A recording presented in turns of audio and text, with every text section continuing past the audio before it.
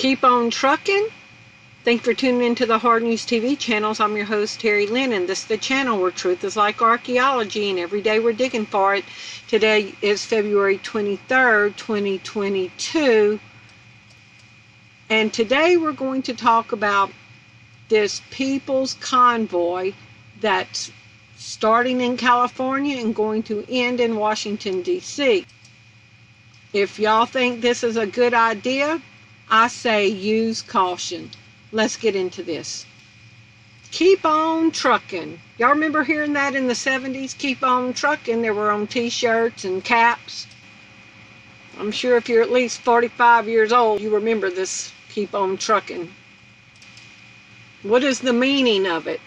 If a person keeps on trucking, they press forward despite the difficulties or obstacles that come their way, to be persistent. And oh, the irony, the origin of keep on trucking. So how old is this phrase? It was used in 1936 song called Truckin' My Blues Away by Blind Boy Fuller. According to Wikipedia, the phrase originated from this song. As for the oldest appearance in print, the earliest I found is from an Australian newspaper. To keep on trucking, where they're being squashed down right now. Oh, the irony. So what is the truck convoy about? This was in Canada and now in the United States. The so-called Freedom Convoy, originally meant to protest COVID-19 vaccine mandate and quarantine rules for the cross-border truck drivers, has ended its 17th day in Ottawa on Sunday. The federal government warned Saturday evening that consequences for protesters who break the law will increase severely. Okay, so why is the truckers coming to D.C.? Modeled after recent truck protests in Canada, truck drivers in the United States are planning on setting off a massive cross-country drive towards Washington, D.C. to protest against coronavirus restrictions. I'm sorry, y'all. I apologize for that, y'all. It's real life. Okay, so, modeled after recent trucker protests in Canada, truck drivers in the United States are planning on setting off a massive cross-country drive towards Washington, D.C. to protest against the coronavirus restrictions. Y'all, this doesn't make sense when mandates around the country are being lifted, okay? Nearly half of state mask mandates have ended 6 days ago. Schools are lifting masks. Mandatory vaccination is stopped. So what is the purpose of this? Who's leading this charge? Who is leading the charge? Whose idea was this to bring it to the United States, and why? What is the real reason when restrictions and mandates are being lifted? And we see what just happened in Canada. So, one, who's leading this movement? My suspicion is it's the government itself. Why would they want to do this? So that they can squash down dissenters who are opposed to their agenda. Why is this being allowed to lure them into D.C. to do whatever they're going to do? Because if it was anything else, why isn't the government saying, no, don't come? To all the citizens in the United States who are planning on coming to D.C., do not come. We will have checkpoints before you get into the city, and we will turn you away. They're not taking any proactive steps to say don't come. So it is a trap. Why is this happening at the same time as, left the A out, as the first State of the Union address? The truckers are going to converge on D.C. at the same exact day that Biden is going to give his first State of the Union address. Are they going to claim this is another January 6th event, another insurrection trying to take place, so that they can crack down on Americans the same way they are doing in Canada? Beware. Now let's look at the news. From February 21st, U.S. trucker convoys reportedly planning shutting down the Capitol Beltway. We've still got people locked in the jails from January 6th of last year for being troublemakers in D.C. So why would anybody want to go near this? And why isn't the government saying you better not come? It is a trap. Why are they coming? Modeled after recent protests in Canada, the truck drivers in the U.S. are planning on setting off a massive cross-country drive towards Washington, D.C. to protest against the coronavirus restriction. Organizers of the People's Convoy say they want to jumpstart the economy and reopen the country by shutting everything down. 2 hours ago, Reuters. Inspired by Canadian truck protest, People's Convoy heads to Washington, D.C. A group of American truckers began a cross-country drive from California to D.C. on Wednesday to protest coronavirus restrictions, taking a cue from demonstrators that paralyzed capital city Ottawa for weeks. Organizers of USA Trucker Convoy release route across country to D.C. Organizers release official statement. They say they've got 1,000 trucks right out the gate.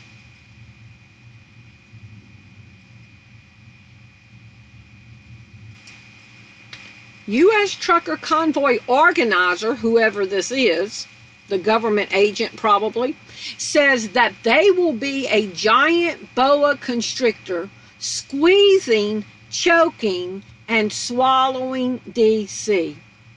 This sounds like a setup. What kind of freedom-loving person is going to say, use those adjectives? Squeezing, choking, and swallowing D.C. An organizer of one of the multiple U.S. Truckers Convoy says that they are getting ready to descend on D.C., says they will be like a giant boa constrictor that squeezes you, chokes you, and it swallows you, and that's what we're going to do to D.C. We will be along the Beltway where the Beltway will be shut down. The Capitol Police have issued a statement saying that they are upping security around D.C.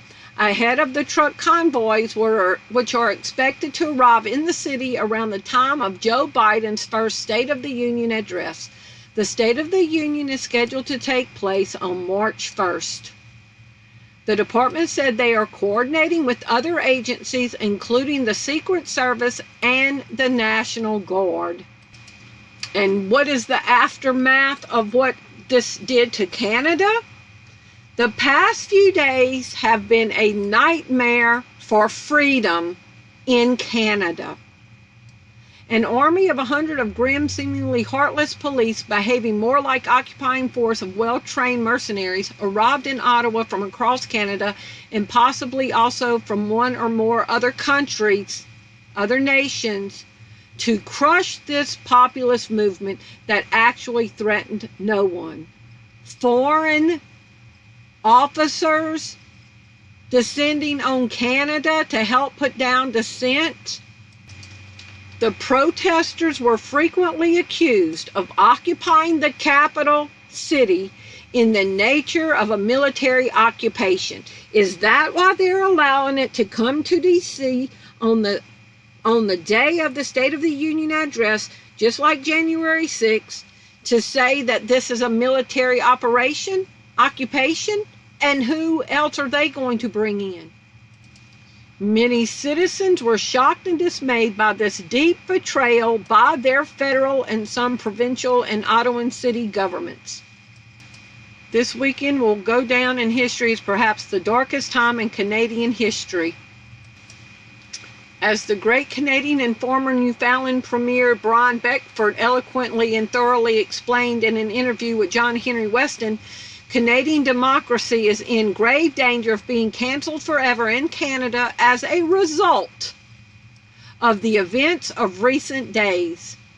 So because they had the freedom, quote, protest in Canada, now they're losing their freedom.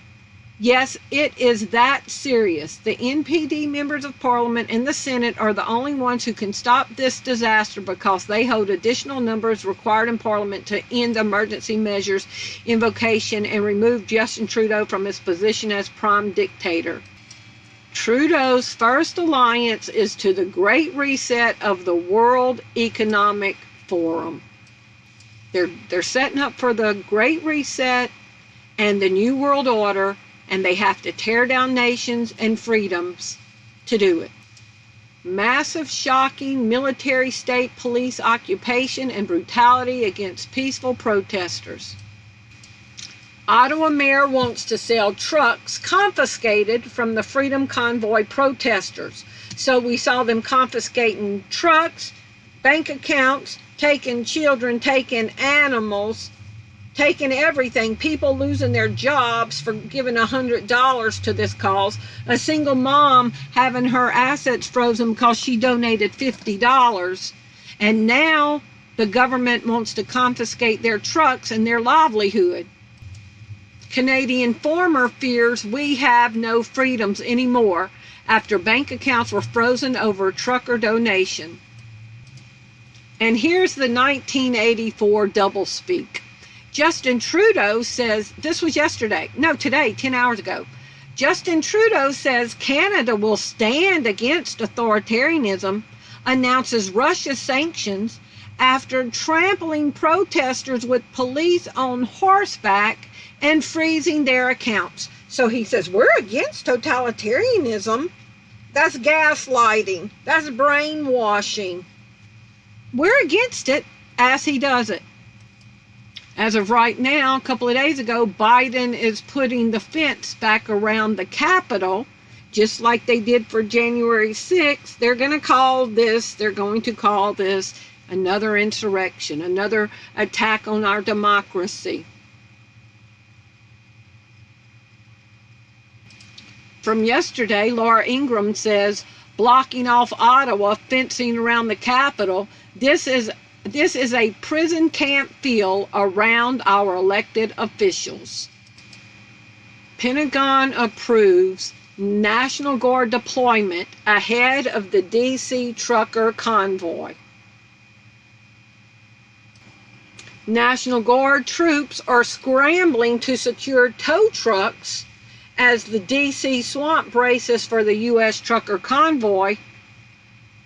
The DC swamp is scrambling to find tow trucks as officials frantically brace for the arrival of multiple American trucker convoys that are gearing up for massive protests. All they have to do is put barricades and police cars and everything at the entrances of the city and not let them in. But they're wanting to let them in. They're problem, reaction, solution. Creating a problem so that they can bring the solution, and it's going to be a heavy boot on freedom's neck. Dr. Jordan Peterson tells fellow Canadians that they have no idea what was done to them yesterday. The fight for Canada's freedom continues despite what Justin Trudeau and the legislative have done by approving the Emergencies Act to continue. The Liberal government won the vote 185 to 151 with the support of the Democrat Party. The Canadian psychologist Dr. Jordan Peterson took to social media to remind Canadians of what Emergency Acts was intended to do and asked them if they believe that Trudeau's regime is using it for that purpose. Canadians, you have no idea what was done today in the name of what? Safety? Punishment? What's the rationale, even hypothetically? The Emergencies Act was reserved for events that threaten the very existence of the state. If you think that current events qualify, think again. So their Emergency Act was reserved for anything that actually threatened the real existence of their country, and they're invoking it for that. Rand Paul warns that Trudeau's tyrannical Emergencies Act can be implemented in the United States. Senator Rand Paul has warned that the emergency powers being wielded by the Trudeau regime in an effort to crush protest in Canada also exist in the United States and can be implemented at any time by the government. appearing on Base Politics podcast, Paul described the statute being used by the Canadian Prime Minister as very, very dangerous, noting we have the same sort of statutes here, and I have long time been opponent of this. So ask yourself, who's pushing this, leading it, and why? Is America heading down a totalitarian path blazed by Justin Trudeau? Congressman issued dire warning that the U.S. could be next.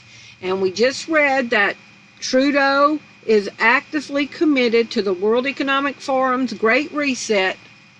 We're implementing the same playbook with the same protesters coming to the United States. Are they about to invoke the Emergency Act on us? We are fastly going towards a one-world global dictatorship. Look how China ended the Olympics. One world, one family. Now this is the light show they did. Go Google it. At the end, they lit up one world, one family in China.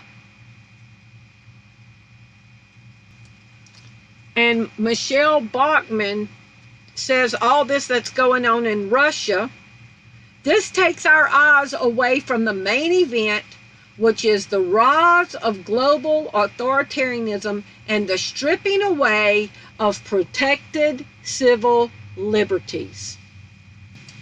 They are allowing this because they are going to use this as the reason to clamp down on us. I would not go nowhere near this DC thing. It is a trap. Thank you for watching. I love y'all. Bye-bye.